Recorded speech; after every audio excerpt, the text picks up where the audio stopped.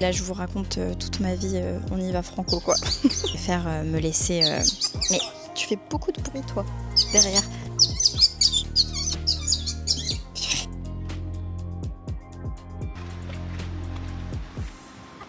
On fait coucou, sourire. Et toi, petit chat, tu te sens comment? Mais du coup, quand on finit enfin par voir le bout du tunnel, par avoir des meufs qui finissent par commencer à aimer leur corps. Bienvenue dans cette nouvelle vidéo YouTube. J'ai l'impression que ça fait genre 1000 ans que j'ai pas fait de format un peu vlog. C'est parti.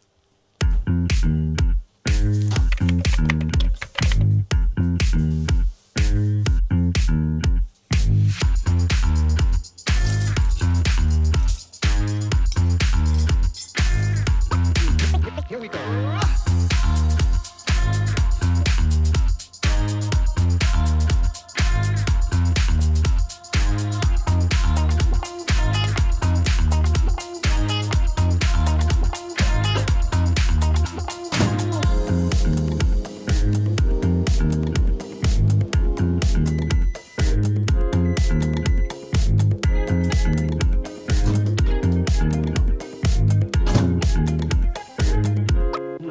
Here we go.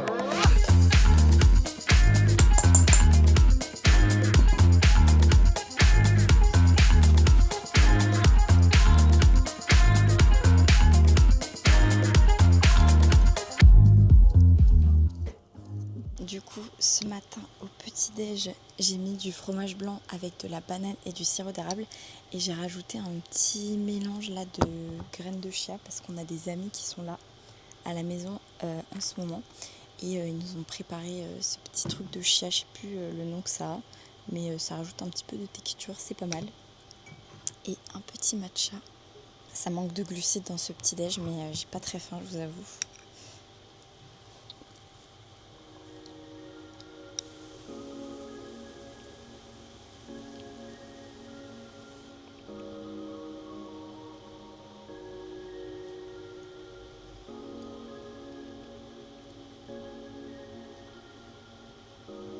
Regardez-moi cette vue.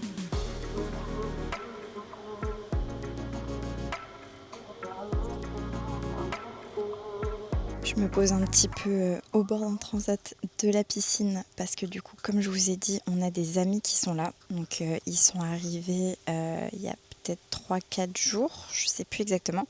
C'est une de mes meilleures copines en fait qui est venue nous voir en Guadeloupe, donc ça fait trop plaisir. Avant ça, j'avais une copine aussi qui était restée 2 semaines. Là, notre couple d'amis reste 2 semaines aussi. Donc je vous avoue que on est trop heureux de tous les accueillir évidemment. Mais c'est vrai qu'au niveau de notre organisation, notre rythme, il y a un petit peu tout qui est chamboulé. C'est pas forcément évident de faire comprendre, je trouve, que on a un travail, même si on ne dirait pas, que on a quand même des heures de boulot à faire, que ce soit au niveau moi de mes coachings, de la création de contenu, mon mec au niveau du montage et tout. Et c'est vrai que forcément quand tu viens voir tes amis à l'autre bout du monde, t'as des attentes aussi, t'as envie de visiter, t'as envie d'aller voir découvrir l'île quoi, tout simplement, ce qui est totalement normal. Et du coup, même si j'ai des amis en or qui me mettent absolument aucune pression, je pense que je me l'auto-inflige entre guillemets. J'ai aussi envie qu'ils profitent le plus possible de cette île, qu'ils la voient comme moi je la vois et de leur montrer un petit peu tous mes recoins préférés. Sauf que du coup, je me sens quand même moins présente, notamment par exemple sur Insta. Du coup, je favorise plutôt des vidéos courtes avec des longues descriptions plutôt que des vidéos où je me filme, des vidéos où je fais des voix off et tout. J'ai l'impression en fait que encore plus que avant, je dois essayer de faire rentrer toute ma journée le matin pour essayer d'avoir des après-midi de libre. Je sais que du coup, il y a des jours où on est parti tard et par exemple, on a commencé à faire des sorties, des activités tard et je sais que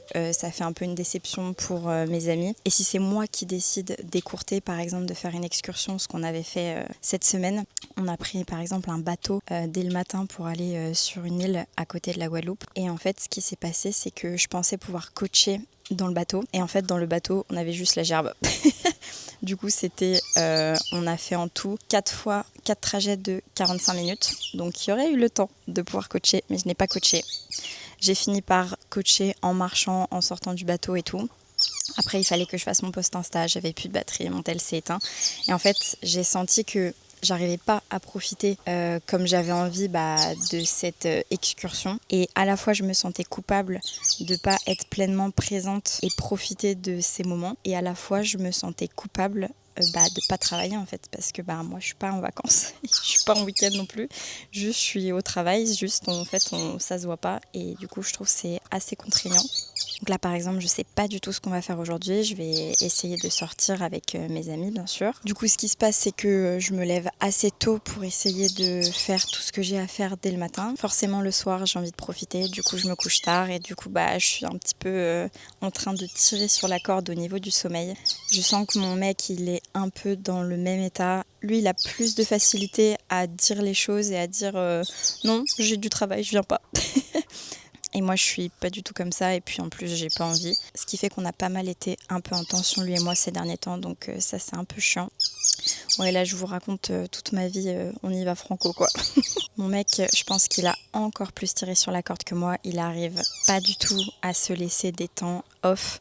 À chaque fois qu'il a des temps de repos, c'est parce que c'est moi qui le force, quoi. Mais en fait, c'est hyper dur quand tu travailles comme ça. T'as l'impression d'être... t'es au paradis. T'as des horaires... tu bosses quand tu veux. Sauf qu'en fait, c'est hyper dur de te dire que tu vas couper parce qu'il n'y a aucun cadre qui est défini.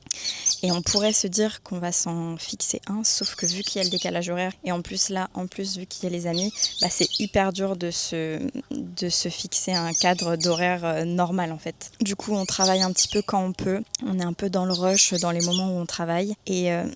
on est un peu fatigué. Mon mec, il a carrément chopé la dengue. Donc après, je sais pas si t'as plus de symptômes ou si tu la chopes plus facilement si t'es fatigué. Mais là, il a chopé la dengue. Donc c'est une maladie virale transmise par le moustique. Donc là, en plus, il est complètement raide mort depuis 3 jours. Il a 39 de fièvre et il est hyper fatigué. Ce matin, il a essayé de se lever pour manger un truc sucré. Et en fait, il a moitié tombé dans les vapes. Je me suis réveillée parce qu'il était en train de se péter la gueule, en fait. Donc voilà, c'est bonne ambiance. Là, ce que j'ai fait, je sais, c'est pas bien, mais j'ai coaché directement du lit ce matin avant le petit-déj. Donc j'ai commencé à répondre à mes messages parce qu'aujourd'hui, on est dimanche. Et le dimanche, il y a les bilans qui arrivent, donc je préfère me laisser... Mais tu fais beaucoup de bruit, toi, derrière. Je vous montre. Du coup, là, je coach en toutes circonstances dès que je peux. Et même si c'est tôt le matin, même si c'est dans le lit, je prends tous les moments qu'il y a à prendre pour travailler. Et j'essaie de me dégager un petit peu de temps les après-midi pour sortir du coup. Donc ouais, je galère un petit peu en ce moment. Et je culpabilise de galérer parce que j'ai l'impression que je suis pas légitime de par le fait de vivre ici, de par le fait de vivre aussi de ce que j'aime, de mes coachings, de ma création de contenu. Et aussi de par le fait que j'ai mes amis qui sont là et que je suis trop contente qu'ils soient là. Et du coup, ça fait un espèce de mélange étrange. Bon, là, il est 9h55, donc mes amis, là, ils sont encore chill. C'est le matin, tranquille. Donc moi, je vais en profiter pour continuer de répondre à mes coachés, aux messages que je vais continuer de recevoir. Je vais faire mon post Insta. Allez, au boulot.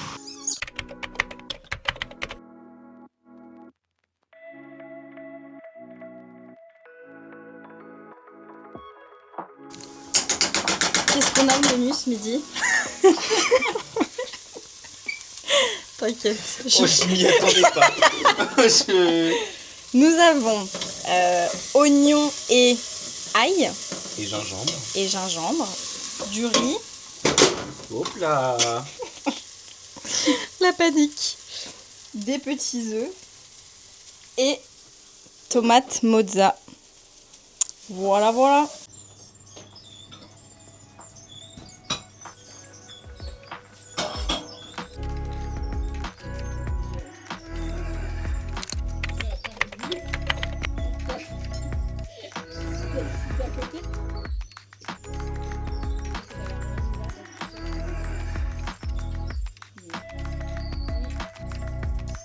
Des fois, je filme des trucs, mais tu sais, je dis un truc totalement off de la caméra, genre j'aurais pas dû dire ça, putain. Ou alors je me reprends ou je me fais un truc de merde, et après je vois au montage qui est d'accord avec moi. C'est bien, c'est ce que je me dis.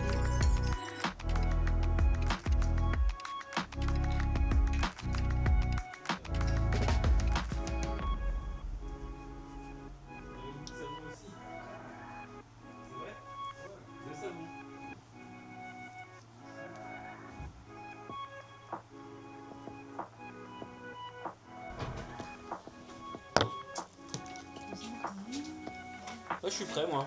Ok. Oh merde.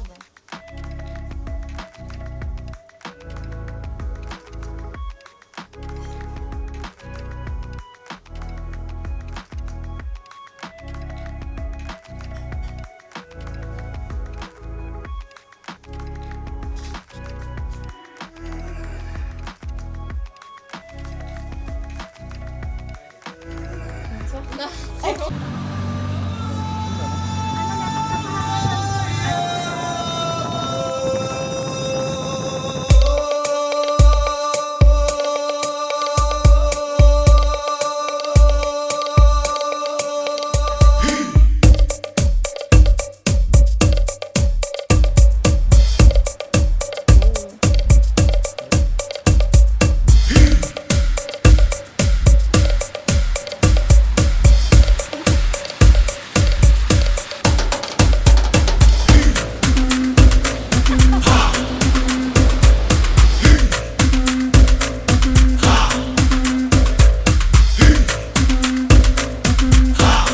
Nos amis sont partis devant nous parce que mon mec a la dingue et il est venu avec nous.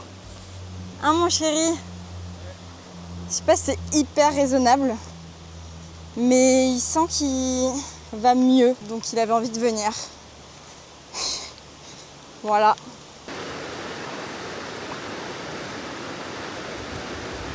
Je suis au boulot là. Ça va faire dur.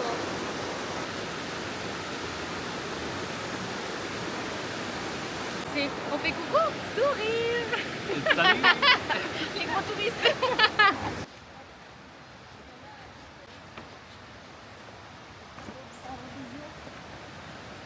À la fin, au début du dimanche, j'ai quand même fait des examens.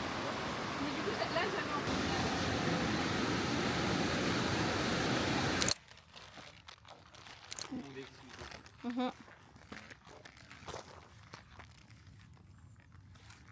C'est bon, t'es prête à bouillir maintenant? Ouais.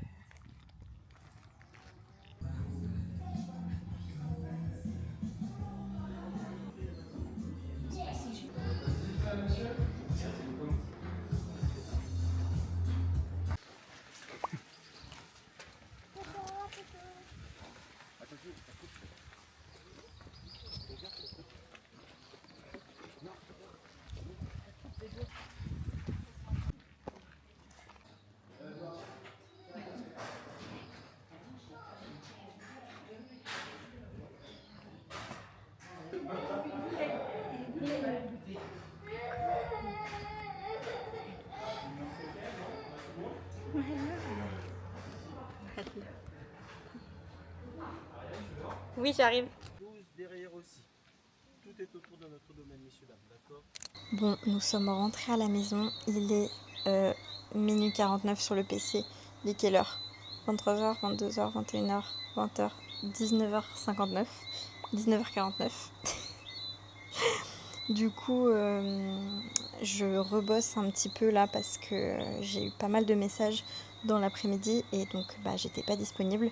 Donc là ce soir les filles auront des messages en décalé. J'aimerais bien essayer de voir si je peux pas programmer plutôt des messages sur WhatsApp parce qu'en fait c'est un peu gênant d'envoyer des messages à minuit. Mais là pour ce soir je préfère faire ça parce que j'en ai quand même pas mal vu que c'est dimanche, jour des bilans. Je vous montre un petit peu mon setup. Le PC, le chat et mon mec qui a la dingue. Ça va my love? Tu te sens mieux aujourd'hui quand même? C'est le premier jour où ça redescend un petit peu. Il avait plus de 39 de fièvre. Et ce matin, c'était pas ouf. Et hier, c'était pas ouf. Et avant-hier, c'était pas ouf.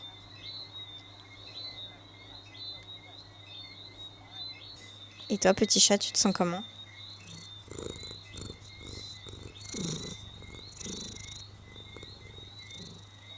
D'accord, je comprends. Et ce soir, c'est croque-monsieur. Là-bas, il y a Seb qui travaille. Attends, est-ce que j'arrive à zoomer? Au travers du ventilateur là. Tu fais un coucou? Et derrière, dans ma chambre, il y a Emma, chouchou, qui dort. Qui dort? Non, elle se repose, je pense. Ah, bon, je sais pas ce qu'elle raconte. Qu'est-ce qu'il y a? Il dort pas. Voilà, tranquille quoi, posé. J'en profite pour que ce soit un bilan pour vous montrer un peu comment je fais concrètement. En gros, je reçois une feuille de route, je vous montre, comme ça, avec des choses à cocher directement. Je reçois aussi des messages qui peuvent parler par exemple de ce qui s'est passé dans la semaine, etc. si on n'a pas échangé entre-temps. Et dans la feuille de route, il y a aussi donc comment on se sent dans l'accompagnement par exemple, ça me permet d'ajuster. Et surtout un tableau alimentation où je demande en fait les repas. Et moi du coup, c'est à partir de tout ça en fait que je rédige en fait sur le côté toutes les directives en fait sur la semaine. Donc ici par exemple, on a abordé plein de sujets. Il y a tout un sujet sur les émotions, le rapport aux émotions. Je vais faire un exercice à ce sujet. Là, il y avait aussi sur toujours un peu dans la gestion des émotions. Je lui ai recommandé d'écrire en fait pas mal de choses et ça lui a fait du bien. On a revu un peu des choses au niveau des sensations de faim, de gargouillement et du coup des envies de grignotage. On a revu ce qu'on pouvait faire au niveau de l'équilibre des assiettes, de réunir certains aliments pour créer des collations, d'ajouter des fibres, d'ajouter des protéines, parfois d'ajouter des quantités de glucides. Le but ce sera jamais en fait de lutter contre la faim, de lutter contre des grignotages. S'il y a ça et que derrière il y a une lutte, c'est peine perdue en fait, le corps gagne toujours.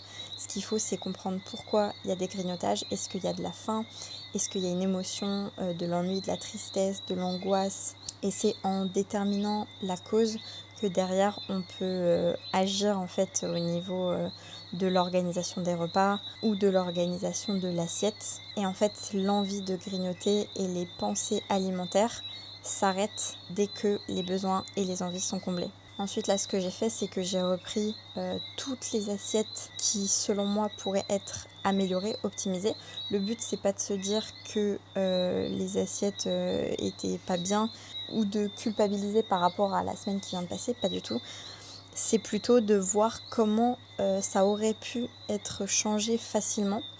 Et du coup, pour la semaine d'après, en fait, c'est plus simple de savoir comment améliorer un repas. Parce que des fois, on a l'impression que nos repas, il n'y a rien qui va et tout. Alors qu'en fait, ça se trouve, il manquerait juste une source de fibres, il manquerait juste une source de protéines. Et en fait, le repas, il serait nickel, quoi. Je vais pas détacher mes cheveux. D'ailleurs, là, à l'heure où sort cette vidéo, je pense que les portes de l'accompagnement seront déjà réouvertes. Donc si tu sens que tu as besoin de te faire accompagner, tu peux remplir le questionnaire qui est dans la description de cette vidéo. D'une coachée à l'autre, je vais pas du tout demander les mêmes choses. Là par exemple avec cette coachée, je vous montre, elle m'a envoyé en fait des exécutions à la salle de sport et aussi toutes les assiettes avec à chaque fois des descriptifs, etc. Et en fait le but c'est de voir déjà s'il y a un équilibre à chaque assiette et de faire aussi un peu un débriefing sur justement les sensations alimentaires, comment elle s'est organisée pour faire cette assiette. Est-ce qu'elle a pris du plaisir? Est-ce qu'elle a mastiqué? Est-ce que c'était difficile? Est-ce que ça l'a comblé? Et ça, c'est un travail que, avec certaines de mes coachées, je fais en fait au quotidien jusqu'à ce qu'il n'y ait plus besoin de le faire en fait. Ça me fait d'ailleurs penser à une de mes coachées que j'ai depuis 4 mois, avec qui justement on a pas mal galéré avec tout ça parce qu'il y avait des grosses compulsions. Je vous montre un peu le message que j'ai reçu. Bon, on voit rien, mais en gros, elle vient d'avoir ses règles. Elle a eu un cycle régulier, elle est heureuse, son corps va mieux. Elle a de l'énergie à la salle de sport, elle se sent trop en forme. Malin, petit chat, petit baby, tu n'oses pas venir? Ça, c'est mes tibias.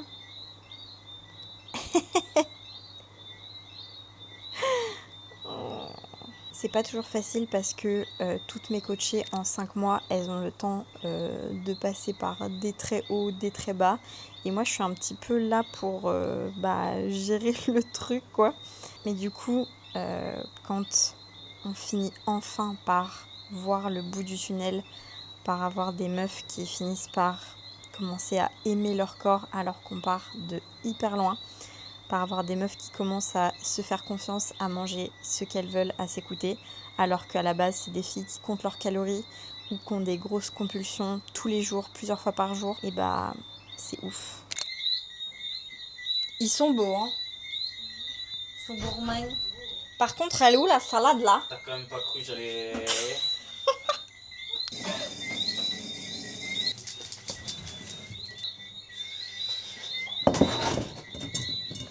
Ça, c'est trop bon. Putain, on voit rien, Raphaël. Il a niqué mes réglages. Dans ma caméra. Là, ça commence à bien faire, hein. Là, il y en a ras-le-bol, hein. Qui veut? Moi, je veux bien. Y'a pas de fromage dedans? Non, ils sont... Oh putain. C'est vrai? J'ai oublié le fromage. Attends, je les ai... Attends, dans tous? Oh, il y en a plein que j'ai oublié. Ah, moi, c'est bon. Putain, j'en ai Donc, pas. c'est bon. Moi, j'ai trop le seum. Est-ce qu'il y a moyen de rattraper ça, là? Non, mais les croques sans fromage, c'est bien aussi. On peut pas critiquer, c'est ça Eh bah... Ça va faire un super contenu pour ta vidéo, ça.